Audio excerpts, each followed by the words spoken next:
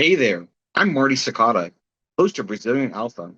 You might know me from the Ivy Family Office Network, almost 3 decades of family office and big shots, collaborating on alternative investments, strategy, and good causes.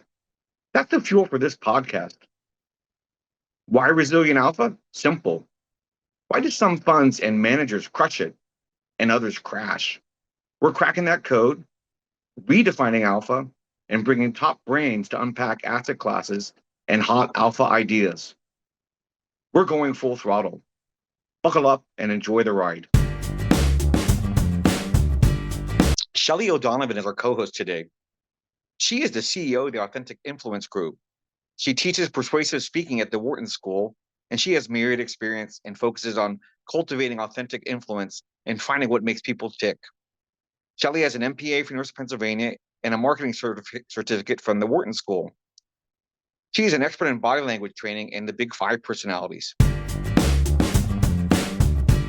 So our next guest today is Taku Kambayashi, who is a medical doctor and a PhD over at a place near and dear to my heart, which is the University of Pennsylvania. He's a physician, a scientist with clinical expertise in transfusion medicine, cellular therapies, and basic science expertise in the field of immunology.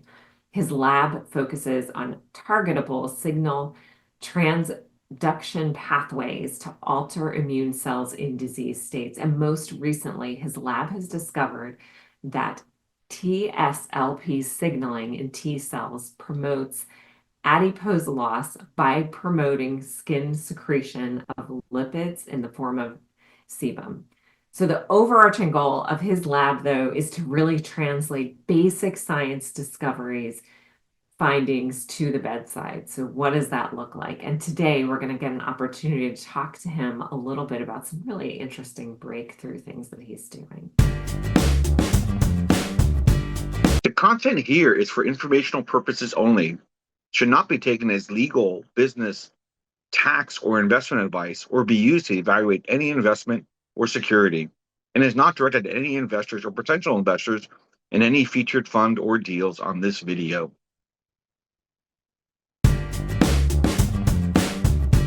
So welcome. We're here in beautiful Philadelphia, and I'm here today for Resilient Alpha. I'm here with Taku from Abrax, Japan. And I would like you to tell us a little bit about what you do, because I think it's amazing that you have this weight loss product, and it's actually a skin-based product. So just such an innovation. Right. Thanks for the introduction. It's nice to meet you. So my name's Taku. I'm a professor here at the University of Pennsylvania. Been here about 20 years so far, and so I do some clinical work, but I also head a laboratory in basic immunology. And through a lot of serendipity, actually, we stumbled on this really cool finding that you said, where mice lose tons of weight, and it's through a mechanism that's never heard of. And I'll get into that a little bit, but based on that technology, we licensed it out to Abrax Japan, where I serve as the chief scientific officer there. Interesting. So it's a topical product for weight That's loss. right. So can you talk a little bit about what that product is, why it's so innovative, and why hasn't anybody done this before? Right. So, well, people never knew. So I guess in lay terms, like the easiest way to describe our product is that you can lose weight by sweating out fat. It's a very simple, kind of catchy, approach. Right. So the weight loss drugs typically target appetite, right? So if you don't eat, you lose weight, right? That's quite simple. But nobody thought that you could actually lose weight by secreting oil from your skin. Okay, so that's what we discovered, and how it works is that you apply this topical lotion that we've manufactured, and that stimulates the skin cells to produce these factors that then circulate throughout the body and stimulate oil secretion from skin. Interesting. And so your early studies, I'm told, actually showed that you could reduce that weight, right, but not lose muscle. So can you talk about how that works and what that looks like? Right. So what's interesting about it is, so when you don't eat, right? So you basically lose everything, right? So you lose protein, you lose fat, you lose everything else, right? All your nutrients are being deprived. But in our case, we're selectively inducing the loss of oil, right? And that's fat, right? So if you look at the mice, so after you apply this for 2 weeks, 3 weeks, you get about a 20%, 15 to 20% weight reduction, and we can look at that it's selectively fat, right? So there's about, let's say, 30 to 40% reduction in total body fat, but at the same time, there's only about a 3% reduction in muscle weight. And that's because it's a selective induction of oil secretion from the skin. So I know there's a lot of weight loss products on the market right now. We've certainly seen that explode. What do you feel like sets your product apart from some of those other products? Right. So I think it's the mechanism of action being different and very novel is interesting, and that works in our advantage for many reasons. So one of the drawbacks for what's currently available, at least, is that most of the weight loss drugs are injectables, right? And people really don't like getting, needles. People are afraid of needles, right? So instead of having a needle, injected into you every week, instead all you have to do is put this really nice moisturizing lotion that we've developed on the skin once a day. That's all you need. It dries quickly, it does its job, and you don't have to worry about needles. So that's one thing. The other part is the cost, right? So whatever is currently marketed is quite expensive to manufacture. And so it usually costs about $1,000 or so per month for the supply. There is actually a limited supply too of the drug, so there's also that reason. And our product, we think that it's going to be in the price range of about $300 a month, which would be much cheaper than what's available. And do you think that's going to go through insurance, or is this going to be a product on the market, on the shelf in CVS? Yes. Okay. So it's not going to be an over-the-counter drug. So it's going to have to be prescribed by a physician. Okay. The intent for us is to really save people in terms of their health, right? So our intention is not really for a cosmetic reason. We want to put this on the market to help people who have obesity-related conditions. Right, so so obesity is not only about how you look, but of course it comes with all the stuff that could actually be detrimental to your health, and that's what we're trying to fix. Right, and for that reason, it will be approved for obesity-related conditions, and therefore it should be able to be prescribed by a physician, which would, with insurance, would even drop it even lower than $300 a month. We're talking about $300 a month without insurance. Okay. Right. Without insurance. Right. And then I assume that's going to be through your primary provider, maybe telehealth or. Right, and you hit a really important point, because we are actually partnering. We're starting to talk to telehealth providers to see if we can, provide an entrance for people to easily obtain the drug without having the cumbersome establishing a relationship with the primary care provider, going to the place. And one of the reasons why we think we can do this is that this drug, although we need to increase the dose than is currently available for the weight loss effects, this drug is already approved on the market. So this is an FDA-approved drug that's used for psoriasis, for a different indication. So it's been used for 30 plus years on the market, and it's shown to be safe in human. So I think physicians would be very comfortable prescribing the medication without actually seeing the patient in person, right? Just by telehealth, they could actually prescribe it, and that would help both the physician and the patient. They might have to come do some lab tests here and there, but I don't think the patient necessarily needs to see the doctor for this to get prescribed, and I think that's one benefit that we have. Interesting. And so, obviously this market is really booming, like as we've seen this rise in obesity. What do you think is going to have to go hand in hand with your product? Do you see there being other education, or is this something that, I can kind of use this the rest of my life to control my weight? Any thoughts on that piece of it? Yeah, I think there definitely, an education is necessary from both the patient side, right, in terms of where to use it, how to use it, also from the physician side, right? So because you'd have to think about how it also works together with what's currently available, right? You might imagine that people who are using Ozempic or Mounjaro or any of these GLP-1 receptor agonists, they might use it in conjunction, they might use it as a after maintenance therapy, right? There's many positions that we could be, right? So head-to-head studies, we have shown, at least in mice, that they're equivalent, right? So injection of Mounjaro versus topical administration of our drug actually has the exact same profile in terms of weight loss. So we can achieve that, right? But because our mechanism of action is so different from what's currently available, we're going to do more than that, right? We're going to be able to place ourselves either as a synergistic medication, we could, as a replacement for those who don't like needles, right? It could be for, after they finish Ozempic, they feel like I don't want to continue this, but I still want to keep my weight loss, right? Because one of the big issues with the GLP-1 receptor agonist is that once you stop, you rebound really hard, right? So about 60 to 80% of patients within 6 months to a year, they will regain all their weight and plus more. They usually go even more, right? And so you need really something to transition to, something that's easier like our drug. Right. And do you find that rebound with your drug too if someone stops? Or? We don't know, of course, in human, but at least in mice, yes, you do see the rebound. But in our case, it's really about the side effects, I think. So we have very few side effects that we see. So I can tell you some of the side effects that are, with GLP-1 receptor agonists, and that's like nausea, vomiting, really strong suppression of appetite, and that actually really hurts your mental status as well. Muscle loss that you see, of course, the needles we talked about. I've heard that maybe hair loss might be an issue recently. So there's many issues, and actually, our drug doesn't do that. So I think it'd be an easy transition to something that's more tolerable. Right, absolutely. And so obviously to bring a drug like this to market, it takes a lot of work.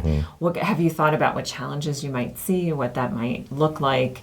Where are you in that process? Right. So the number one challenge, of course, is to get people excited about it. Well, I mean, which is not a challenge per se, I would say, right? People get excited, but to actually get the funds in, right? So, and one benefit we have, though, with the regulatory arm is, as I told you, this drug is already FDA approved. Right. We need to increase the dose, right, for it to work for our indication, which actually is very beneficial too, because we set us apart from the already approved drug. It's not like you can use a drug right now that's a variable and have the same effect. You actually have to increase that dose. We know that from mouse studies, right? So, but at the same time, we also know the safety profile of our drug. Right, so we can go through something called a 505(b)(2) regulatory pathway that really allows us to get it first in human very quickly and very cheaply. Excellent. So I think there's lots of benefits, and I don't see too many regulatory hurdles in front of us. Excellent. And do you have any sense of the timeline for how fast you're moving, or? Ideally, we would like to do first in human, I would say in the next 6 months to a year. We've already set up, we've already identified partner CROs, so clinical research organizations in Australia. So we're actually planning to do our phase 1 studies in Australia. Those are already underway. The study design is already there. All we need is really the funds to get that into the first in human. Yeah, interesting. And what do you see for Apex Japan moving forward? Do you find that there's probably extensions to this down the road, this product, or other things this drug in particular or other drugs will be doing within that portfolio? Yes, that's a great question. So obesity is actually just one indication that we're going after. In fact, there's lots of benefits that we're already seeing that are aside from obesity.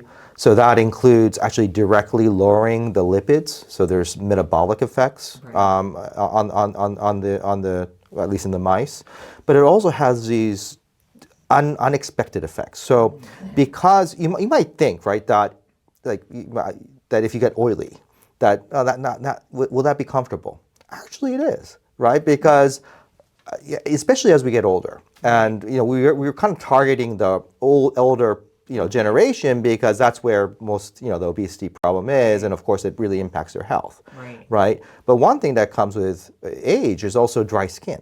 So a lot of people have dry skin, dry eye, and we already have data to show that that can be improved, right? So like eczema, right, is a problem, with dry skin, itchy, right? And we know that this could actually alleviate that as well. So you get that added benefit of having moisturized skin plus having the weight loss. Right. We actually have some data to support that it also has some effect potentially on hair growth. It's not strong, but at least it doesn't make you lose it, right? Right, like some of the others, Right, exactly. Yeah. So, but definitely, if anything, it makes the hair grow better. Okay. So we feel that this drug has a lot more than what we've really. Well, our number one indication is that, but we could do actually much more about anti-aging.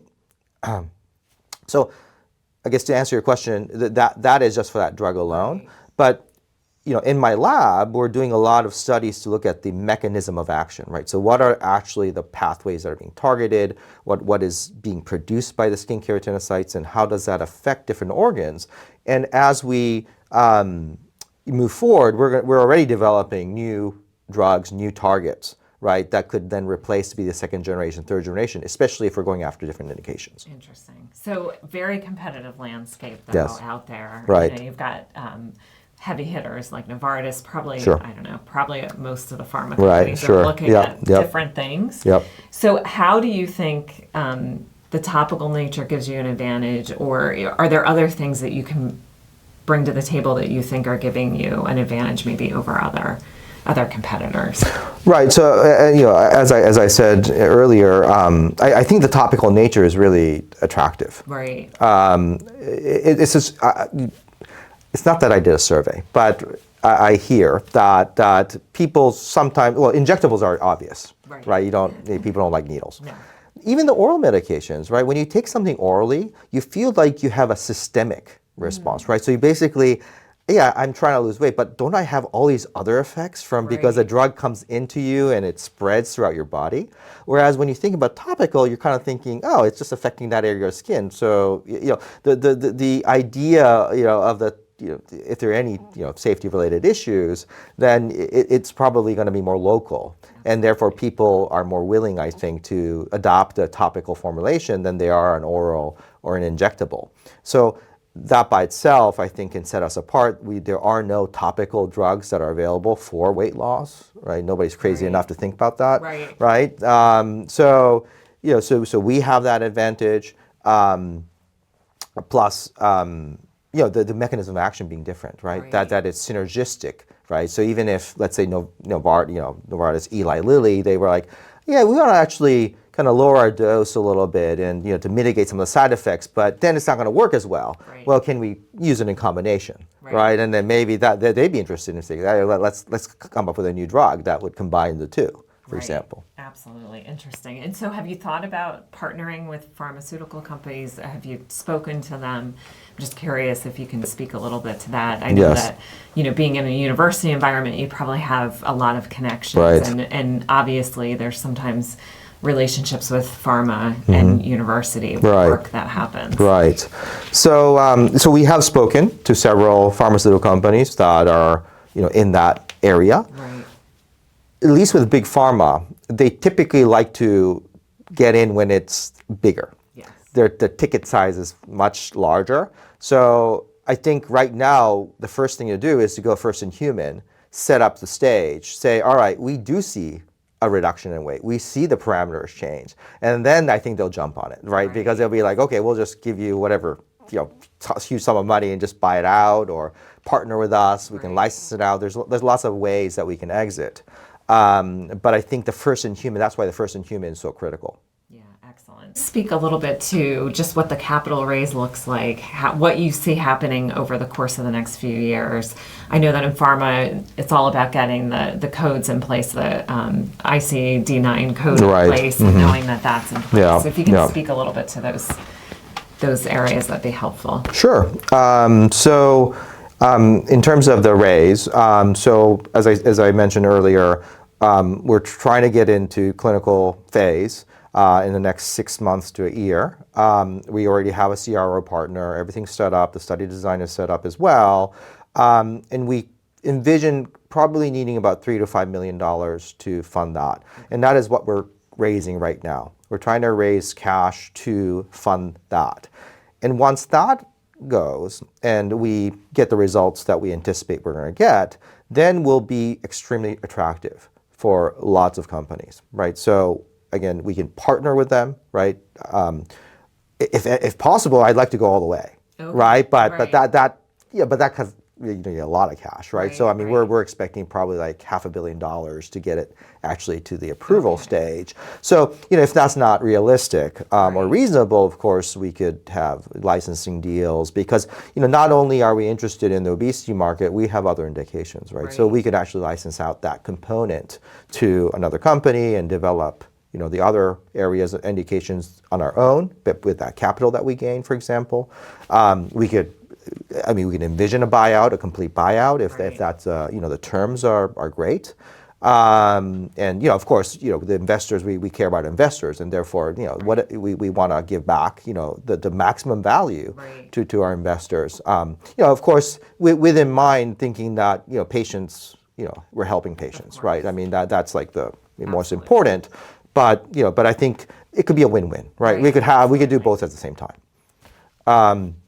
So in terms of the cost of the drug, so we're envisioning without insurance probably around $300 a month or so, which is already cheaper than the other stuff that's out there. But we also envision that it might actually cost pennies, right? Because insurance will cover it. And there is a growing wave of getting ICD-9 codes for obesity and getting reimbursement, probably happening in the next 2 years or so. And our product, I mean, we're still in preclinical stage. So, but by the time we get to the clinical phase and potentially approvals, those ICD-9 codes will be out, right? So we could take advantage of that and really then ride the wave and get on board and get that reimbursed, right? So that would be even more attractive, for the customer base. Excellent.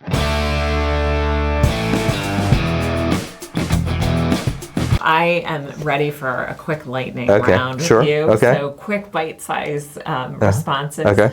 But the first thing, what is the coolest thing that you've seen this year? And what do you think about the product and how it works and just this entire ecosystem of obesity products?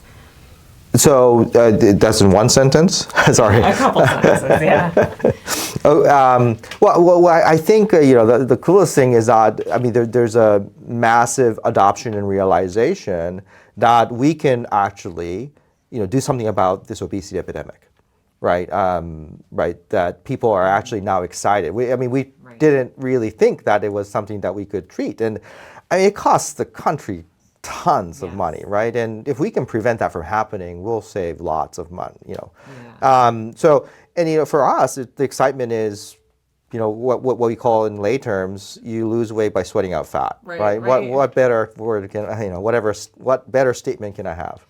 So you said that it's not greasy when you apply it. Have you done anything over the course of working with this to make it a little bit of a, less greasy or just a better formula or smoother or anything like that? Or haven't you had to really do that? Yeah, we haven't had to do that yet. But I would have to add that it's interesting because one of the big mechanisms of action is to lose fat by shedding it off through the skin.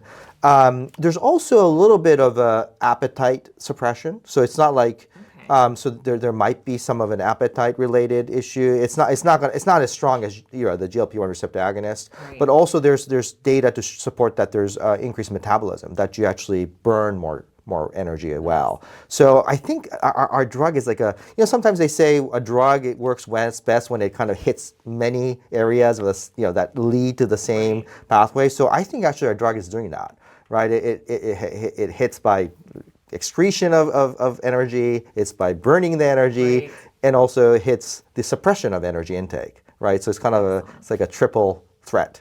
Excellent. And so how often do people need to apply the product? I envision it once a day. That's what we do for our mice. It can be applied at least in terms of the approval right now. The FDA approved, they say twice a day. Okay. So I would say at most twice a day, maybe when you get up in the morning and before you sleep. So any side effects that might raise a couple eyebrows? So the only thing I would not worry about per se is that the drug is a vitamin D analog. But what's really good about this vitamin D analog is that it's very difficult to actually get through the skin and go into systemic circulation. We don't want it to actually, Right. because the vitamin D is supposed to just stay in the skin and stimulate the skin. But some of it comes through, right? Another good thing about this drug is that once it gets through, it's very rapidly excreted. It takes it lasts like, it has a half-life of like 5 minutes. It's like half of it is gone in 5 minutes. And so some of the side effects you might be concerned about are the vitamin D related effects. Right. And one is there's something called hypercalcemia, where your calcium levels go up higher. And that's because your gut, your intestines absorb more calcium. Right, it's like the vitamin D effect we get when we take it, right? Because we want to increase calcium. Actually, Right. but if it's too much, it's a problem. Right. And so that is something you want to concern about. But at least how it's been used right now in the market, it's a very rare side effect. So I know you've talked about price already, but just tell me again, what's the price point, and also where does that fall within some of the other drugs that are on the market right now? I mean, again, the price is probably around $300 a month, and the others are currently at about $1,000 a month, Right. without insurance, that is. Excellent. And what's the soonest that you might bring this to market? I hope maybe about 3 years. Okay. Maybe that's a little ambitious. It really depends on our fundraising, but hopefully we can get it, really quick. And what is keeping muscle mass a big win in this? Do you think that's a big win for this product? I think so. You do? I do, because one of the problems with muscle loss, right, is that not only, well, do you feel weaker, Right. but actually muscle is a huge metabolic organ, right? So if you lose muscle, your metabolic rate goes down, and therefore even if you eat the same amount, if you have less muscle, you actually gain more weight, right? So that's why the rebound effect is so strong, Right. and therefore I think maintaining muscle is a critical component. And do you think long-term people can use this maybe longer term than they can some of the other products? Yeah, I think because of the ease of use. And I feel, right, this is just a speculation, Right. that their skin will feel much better. Okay. So I think they want to use it, right? Right. So like, especially in the winter, Right, when the dry skin hits, I'm like, Exactly. I need to keep on using this, otherwise I have to use all this lotion and Right. all this moisturizing creams. You don't have to use it if you use our product. And what about so I know you're in Japan. What about outside of Japan? What other countries are you targeting? What does that look like? Right. So we're in Japan right now. It's just based in Japan. Of course, we already have the patent approved. Okay. So we have the IP in Japan that has already been completely approved. It's still pending in some other countries like China and the U.S., Europe. But Japan is one country that we target. But obviously, Australia is that's a place that we're doing our clinical trials. Right. But eventually, of course, it depends on the phase 1 clinical trial. But once that, we expect it to be good. If that then moves, goes in the right direction, then we're going to move to the United States. So United States is, of course, going to be a big market. That's probably obvious. But other countries like India, China, right, are big markets. And we also have IP filed in those countries as well. Excellent.